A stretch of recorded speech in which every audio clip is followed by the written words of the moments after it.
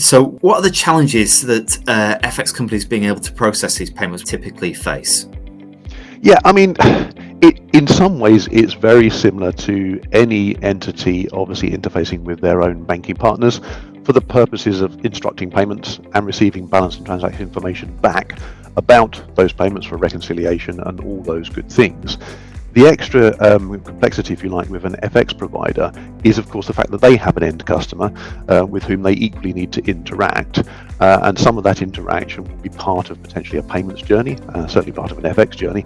And therefore, there are extra parts of that journey that the FX provider themselves are directly responsible for, but equally that they require support from their banking partners, depending on what leg of the instruction we're talking about. So it could be that first and foremost they need to receive the funds from their customer to know that they have obviously the payment ready for the outbound payment they're making on behalf of their customer. And then there are, of course, absolutely regulatory obligations that anybody operating in this space has to adhere to. So if I can summarize that, then really the challenges are, there are potentially three challenges. The first one is the regulatory challenges that you just mentioned.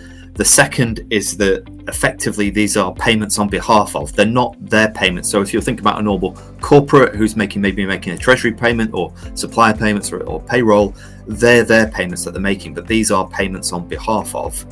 And then the final point is obviously these need to be real time.